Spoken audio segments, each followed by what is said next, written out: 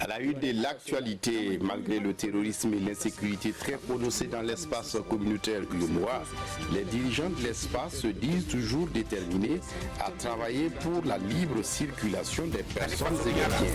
À l'occasion des 26 ans de l'institution, le président de la commission était face aux journalistes. Les autres points abordés à suivre dans ce journal. Et dans le journal également, les excuses de l'Iran après le crash du Boeing ukrainien. En effet, l'armée iranienne dit être responsable du crash du Boeing 737 ukrainien. Ce sont des missiles lancés par erreur qui ont provoqué l'écrasement de l'appareil. La République islamique regrette profondément cette erreur, dira le président Hassan Rouhani. Ce sont là les titres du 13h. Bonjour et bienvenue. L'Union économique et monétaire ouest-africaine fête ses 26 ans d'existence. Plus d'un quart de siècle pour la promotion du vivre ensemble au sein d'un espace de plus en plus perturbé par l'insécurité et la recrudescence des attaques terroristes. 3 pays sur les 8 se trouvent en effet dans l'œil du cyclone. Mais qu'à cela ne tienne, les dirigeants de l'espace se disent toujours déterminés à travailler pour la libre circulation des personnes et des biens au sein de l'UEMOA. Explication, Caroline Ouaré. Face au parterre d'hommes et femmes de médias, la présidence de la commission de l'UEMOA se veut rassurante.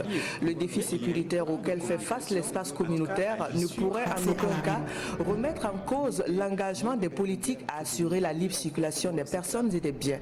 Bien au contraire, la commission se dit plus que jamais décidée à œuvrer pour maintenir la mobilité entre populations de l'espace, exactement comme elle se l'était imposée il y a de cela 26 ans. Sur cette question, nous devons reconnaître à la vérité que, effectivement, nous avons eu beaucoup d'inquiétudes par rapport à une certaine régression liée au contexte d'insécurité. Parce qu'il nous est rapporté qu'aujourd'hui, il est difficile de circuler sur nos corridors. En feuilletant les pages des réalisations de l'UEMOA, la Commission note une progression dans la mise en œuvre des textes communautaires par les États membres. C'est ainsi que le taux global d'application des textes passe de 45% en moyenne en 2011 à 69% en 2018 pour atteindre 74% en 2019. Loin de se satisfaire de ces progressions, la Commission de l'UEMOA appelle les États membres à consentir encore plus d'efforts dans la mise en œuvre des textes. Au chapitre des questions d'actualité, le changement de monnaie qui devrait intervenir dans l'espace UEMOA au cours du mois de juin de cette année est un sujet qui intéresse la Commission. Le président de la commission de l'UEMOA, que je suis, est en phase avec ce qui a été dit par le président Ouattara sur la position de l'UEMOA. Parce que, effectivement, l'UEMOA était attendu vraiment sur cette question par les autres pays de la CEDEAO. Le bilan de la commémoration des 25 ans de l'UEMOA, les conclusions de la conférence des chefs d'État et de gouvernement tenue le 3 décembre 2019 à Dakar sont également au menu de ce face à la presse.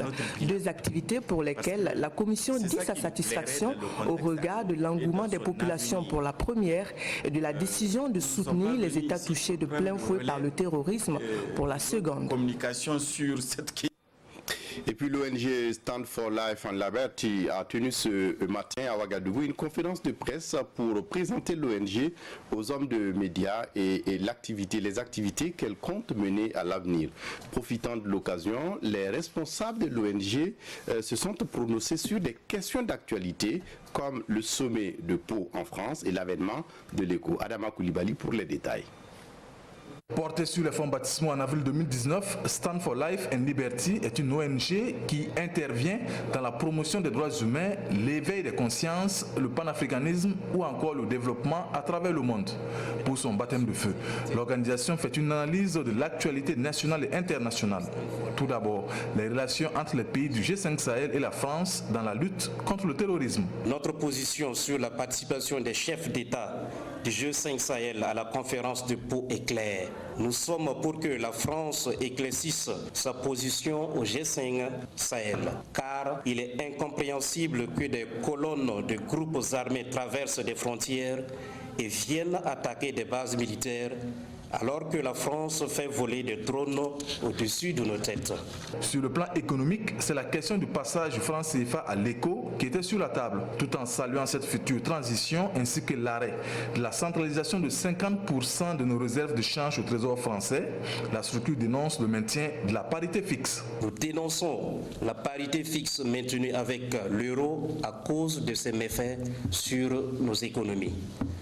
Ces méfaits sont entre autres la perte de compétitivité de nos productions locales, le renforcement de l'extraversion de nos économies et la privation d'un important instrument de politique économique.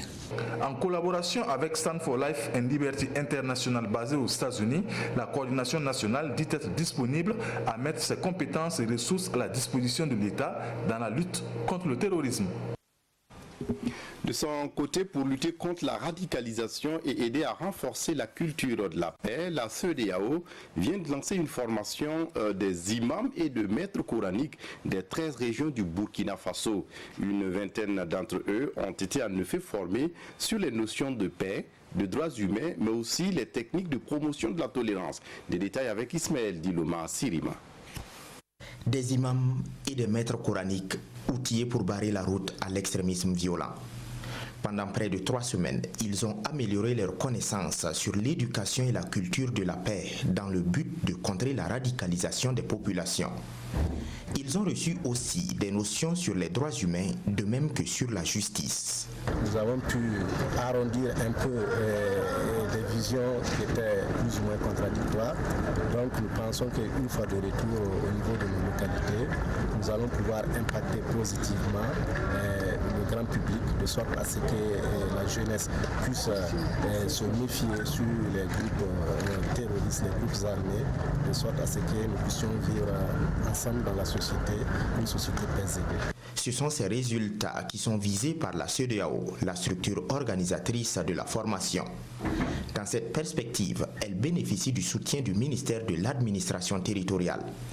Le département de Siméon Sawadogo envisage une formation d'envergure nationale à l'endroit de tous les imams et de tous les maîtres coraniques de toutes les régions. Eux, ils aillent former les gens dans les écoles médecins et que dans leurs prêches, dans les mosquées et dans les lieux religieux, ils puissent bannir non seulement le discours haineux, mais également qu'ils puissent travailler à ce que les gens apprennent comment vivre ensemble et connaissent les vrais préceptes de la religion. Ce message est bien reçu par les participants de la présente formation. Ils promettent de disséminer les connaissances reçues partout où ils iront.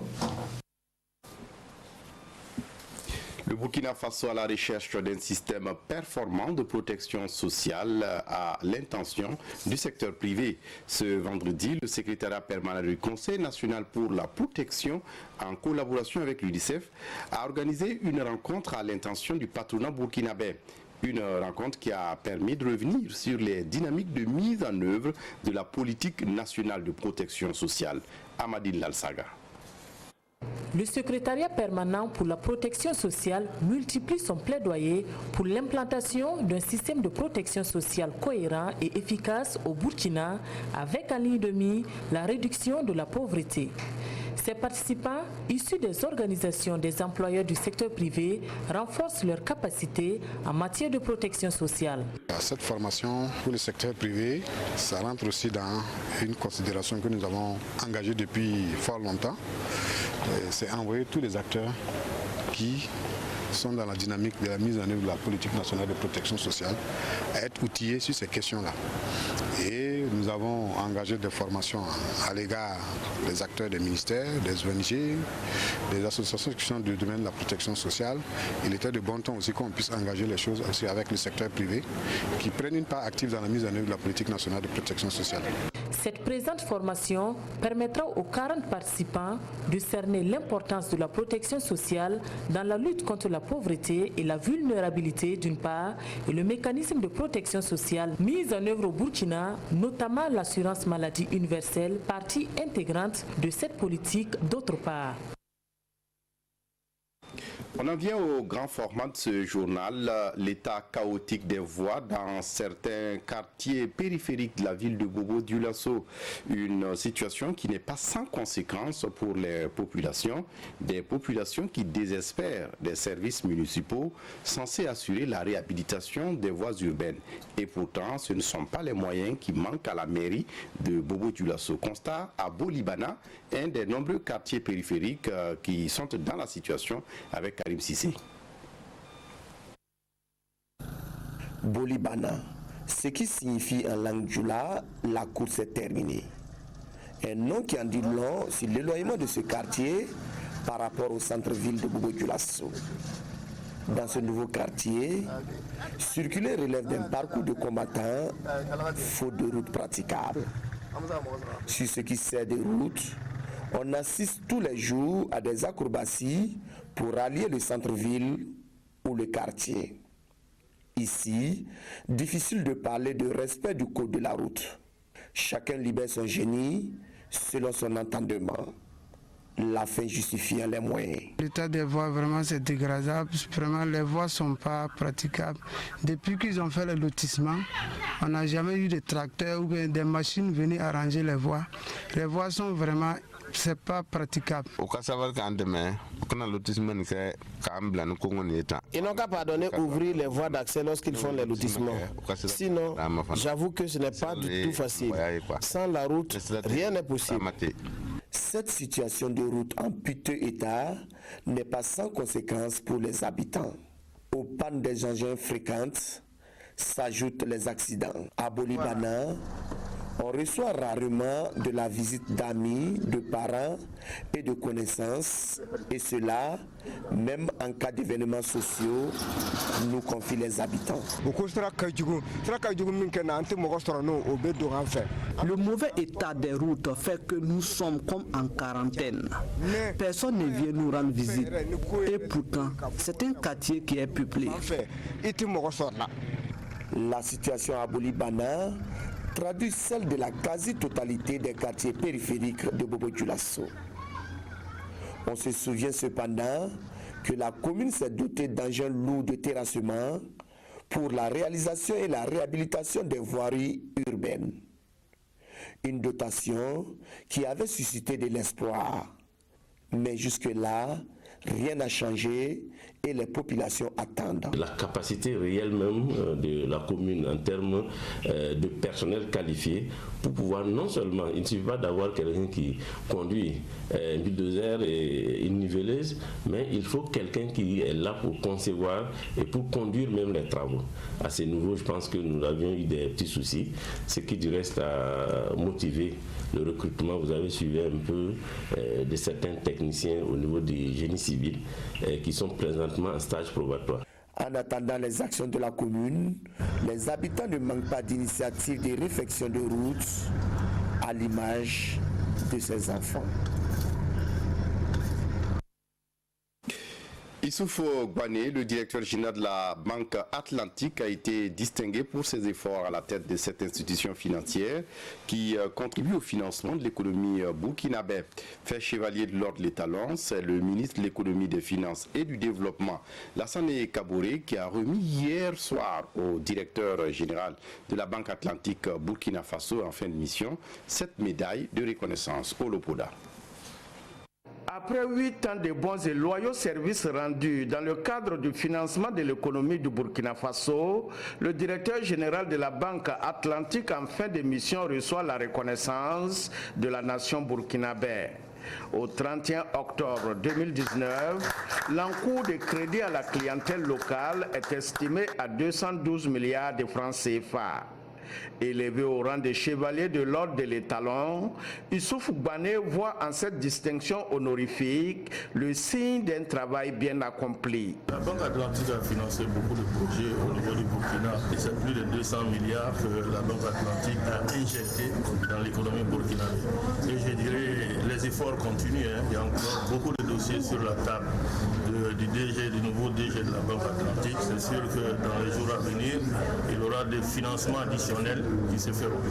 La Banque Atlantique marque ainsi sa présence au Burkina Faso, avec 24 agences réparties sur tout le territoire national. L'ambition de l'institution financière est, selon le directeur général sortant, de travailler à être parmi les 3 premières banques au Burkina Faso.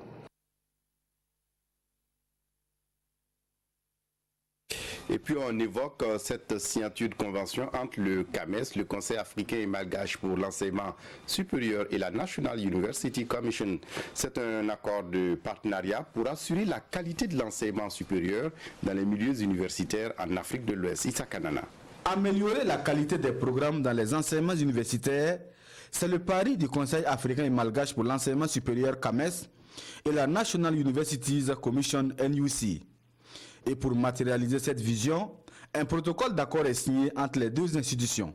Nous représentons 19 États, donc nous pouvons nous considérer comme tels, comme une grande, la plus importante agence régionale d'assurance qualité. Ceci dit, nous allons mettre à profit nos potentialités pour pouvoir agir en termes de transformation de nos universités d'enseignement supérieur et de recherche, afin qu'elles puissent jouer pleinement leur mission au service du développement. Cette signature de convention s'inscrit dans le cadre de l'élaboration du plan d'action 2020-2021 en vue de l'harmonisation du système éducatif dans les États africains. Our expectation is that working with CAMES. Nous sommes ici dans le cadre de la signature du protocole d'accord avec le CAMES en vue d'harmoniser les programmes et surtout nous focaliser sur l'atteinte d'un objectif essentiel avec les universités francophones afin d'avoir des programmes fiables de qualité au bénéfice des populations de toute l'Afrique de l'Ouest. University education in West Africa.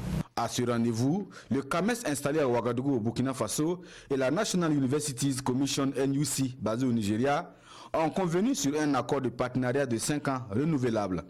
L'anglais et le français sont choisis comme langue de travail. Ce 10 janvier, au ministère de la Communication, c'est le bilan des activités qui fait l'actualité. Au cours d'une sympathique cérémonie, les agents ont présenté leurs vœux au premier responsable du département. Ils en ont profité pour faire le tour des acquis de 2019. Sekou Zango. Instant de nouvel an au département en charge de la communication. Le personnel du ministère de la Communication et des relations avec le Parlement et des structures attachées formulent leurs vœux au premier responsable du département sur fond de bilan d'activité de l'année écoulée. Permettez-moi de mentionner juste quelques défis relevés. Le passage effectif à la télévision numérique terrestre, la mise en œuvre de la stratégie de communication gouvernementale, la réalisation du nouveau décor de la RTB Télévision, le lancement de la RTB de Tenkodogo dans son volet radio, l'amélioration des rapports institutionnels entre le gouvernement et le Parlement.